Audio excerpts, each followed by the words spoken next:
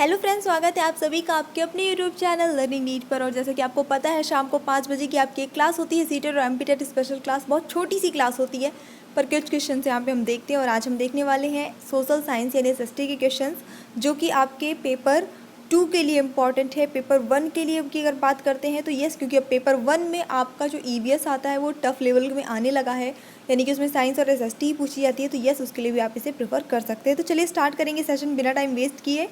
और राइट, जितने भी लोग जुड़ चुके हैं सभी को गुड इवनिंग। ठीक है, तो रिप्लाई करने के लिए रेडी हो जाइए।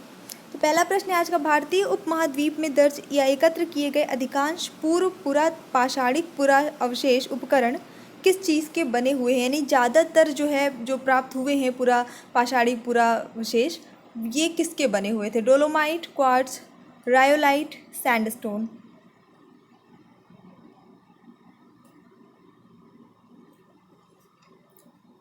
चलिए देख लेते हैं। यहाँ पे आपका जो सही उत्तर हो जाता है वो हो जाता है आपका ऑप्शन नंबर बी, क्वार्ट्ज के बने हुए प्राप्त हुए हैं ज़्यादातर। ठीक है, क्वार्ट्ज क्या होता है? ये एक खनिज होता है जो रेत और ग्रेनाइट का एक मुख्य घटक जिसको हम कह सकते हैं वो होता है।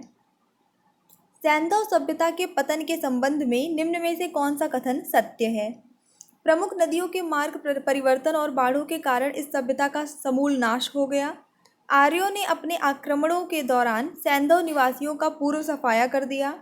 वनों की कटाई के कारण वर्षा में कमी और सूखे के कारण अधिकांश सैंधव निवासी मारे गए। उपरोक्त सभी का सम्मिलित परिणाम सैंधव सभ्यता के पतन हेतु उत्तरदायी था।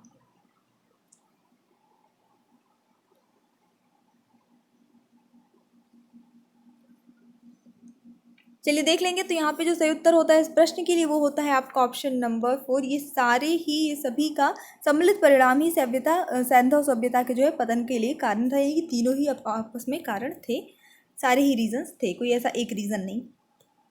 जैन धर्म के त्रिरत्न हैं क्या?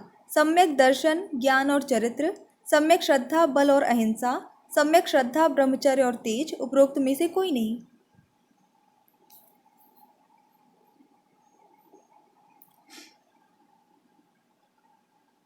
चलिए देख लेते हैं। इस प्रश्न के लिए आपका जो सही उत्तर हो जाता है जैन धर्म के त्रिरत्न वो थे ऑप्शन नंबर ए, सम्यक दर्शन, ज्ञान और चरित्र, ये तीनों आ जाते हैं।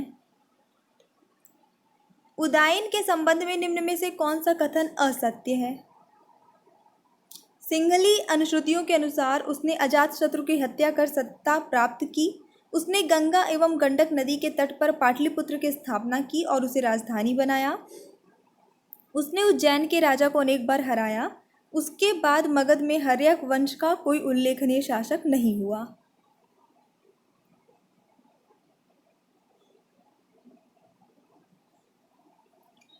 ऑलराइट, तो चलिए देख लेते हैं। यहाँ पे जो आपका सही उत्तर होगा वो होता है ऑप्शन नंबर बी। उसने गंगा और गंडक नदी के तट पर पाटलिपुत्र की स्थापना की और उसे राजधानी बनाया। ये इनके विषय में सही नहीं है। ठीक है, बाकी सारी चीज़ें जो है वो सही है, क्योंकि पाटलिपुत्र की स्थापना इनके पिता ने, अजातशत्रु ने की थी, इन्होंने नहीं। कांची का कैलाशनाथ मंदिर, जिसके द्वारा स्थापत्य कला की द्रविड़ शैली का उद्भव होता है, निम्न में से किसके द्वारा बनाया गया था?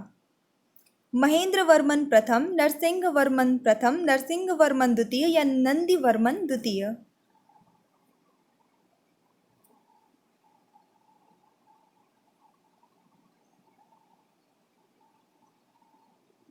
तो चलिए देख लेते हैं। यहाँ पे जो सही उत्तर आपका इस प्रश्न के लिए जाता है वो जाता है ऑप्शन नंबर 3, नरसिंह वर्मन द्वितीय ने जो है इसका निर्माण करवाया था। महाबलीपुरम का जो एक सौर मंदिर है उसका निर्माण भी इन्होंने ही करवाया था। अगला देख लेंगे प्रश्न। ब्लैंक को मूल दस्तावेजों, स्रोतों की भाषा के अध्ययन, ब्यूरो तथा प्रमाणों की अत्यंत सावधानी से जांच पड़ताल के प्रति ईमानदार रहने के कारण आधुनिक ऐतिहासिक शोध का जनक माना जाता है।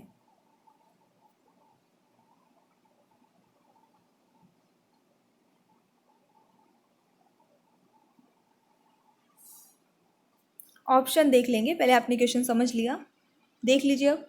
जदुनाथ सरकार, आरसी मजूमदार, ईश्वरी प्रसाद, मोहम्मद हबीब।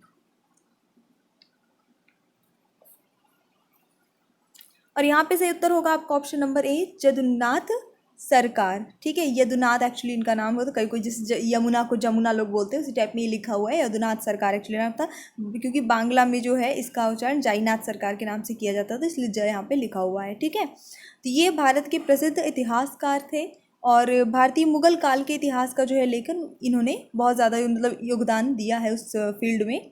और मूल दस्तावेज, स्रोतों की भाषा के अध्ययन, ब्यौरे, प्रमाणों की अत्यंत सूक्ष्म जांच पड़ताल के कारण इन्हें ही आधुनिक ऐतिहासिक शोध का जनक माना जाता है। परमार शासक भोज के विषय में क्या असत्य है? उसने चिकित्सा, खगोल, धर्म एवं वास्तुशास्त्र पर अनेक ग्रंथों की रचना की है। उसने सरस्वती मंदिर के आहते में संस्कृत महाविद्यालय बनवाया। उसने हलायुद्ध धनंजय को दरबार में संरक्षण दिया। उसने भोजपुर नगर की स्थापना की।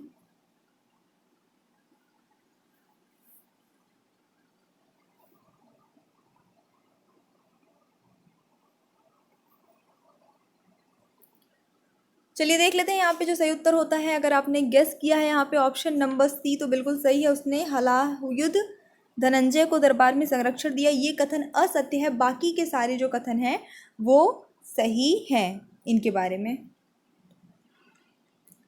निम्नलिखित में से कौन कौन सी इल्तुतमिश की उपलब्धियां थी? एकता प्रणाली का संगठन, सेना का संगठन, मुद्रा का व्यवस्थीकरण, या फिर ये सभी?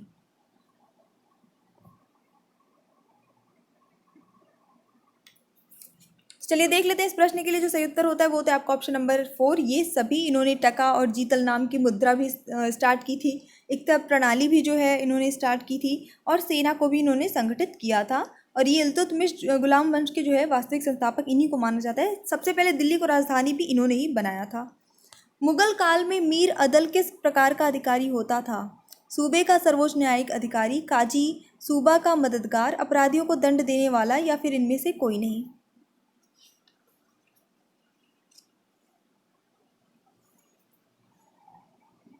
फटाफट से गेस कर लीजिए।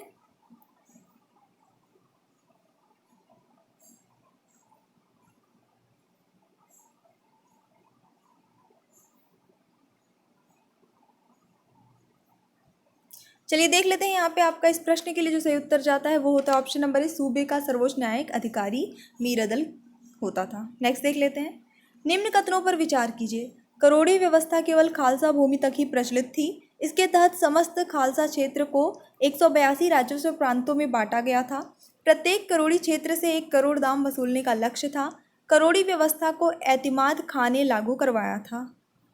सही कथन कौन कौन से हैं? ऑप्शन यहाँ पे कोड दिए हैं, इन्हीं में से गेस करना है।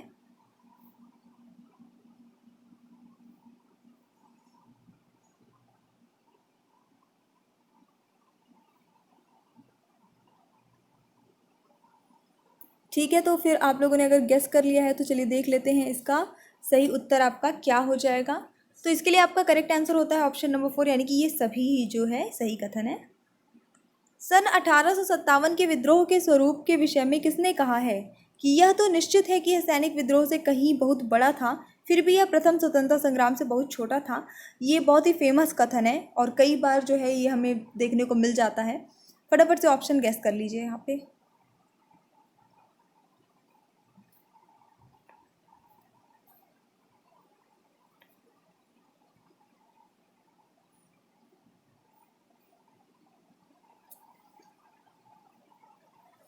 सो यहाँ पे जो करेक्ट आंसर होता है इस क्वेश्चन के लिए आपका वो हो जाता है option number C, Percival Spear का ये कथन है। मूडी मैन कमेटी का क्या उद्देश्य था? 1919 के एक्ट द्वारा लागू संवैधानिक सुधारों की जांच करना, 1909 के एक्ट द्वारा लागू संवैधानिक सुधारों की जांच करना, पुलिस व्यवस्था में हुए सुधारों की जांच करना, या सिविल सर्विस के भारतीयकरण हेतु सुझाव देना?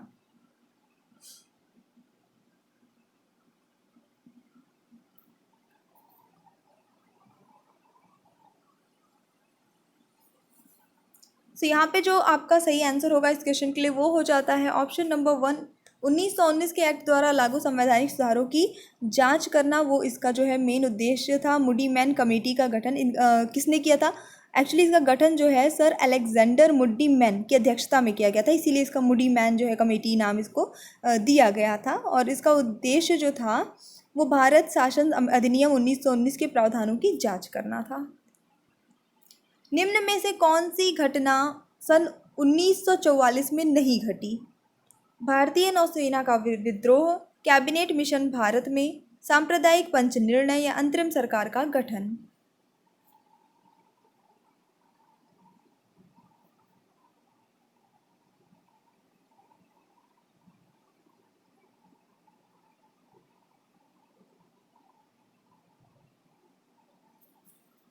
तो यहाँ पे जो करेक्ट आंसर होगा आपका इस क्वेश्चन के लिए हो जाता है, वो हो जाता है ऑप्शन नंबर सी, सांप्रदायिक पंच निर्णय। ये जो है 1932 में लिया गया था, तो 1946 की घटना नहीं, बाकी सभी जो है इसकी घटना है। राष्ट्रीय कांग्रेस का प्रारंभिक नाम क्या था? Indian national conference, Indian representative union, Indian National union और इंडियन एसोसिएशन?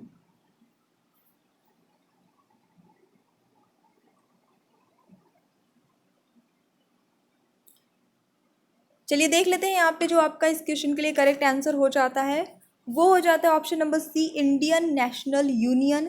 ये करेक्ट आंसर हो जाएगा। भारतीय राष्ट्रीय कांग्रेस, इसकी स्थापना हुई थी कब? 1885 में की गई थी। स्टार्टिंग में इसका नाम इंडियन नेशनल यूनियन रखा गया था, लेकिन बाद में दादा भाई नौरोजी की अनुशंसा पे जो है नाम थोड़ा चेंज करके इंडियन नेशनल कांग्रेस कर दिया गया था। अक्षांश रेखाओं के विषय में क्या असत्य है, यानी क्या गलत है? अक्षांश विषुवत वृत्त से कोणात्मक दूरी है जो उत्तर से दक्षिण तक खींची जाती है। अक्षांश विषुवत वृत्त के समांतर होती है। अक्षांशों से तापमंडल की जानकारी होती है या अक्षांश रेखाएं बराबर होती हैं? असत्य वाला कथन देखिए आपको लेना है यहाँ पे, है ना।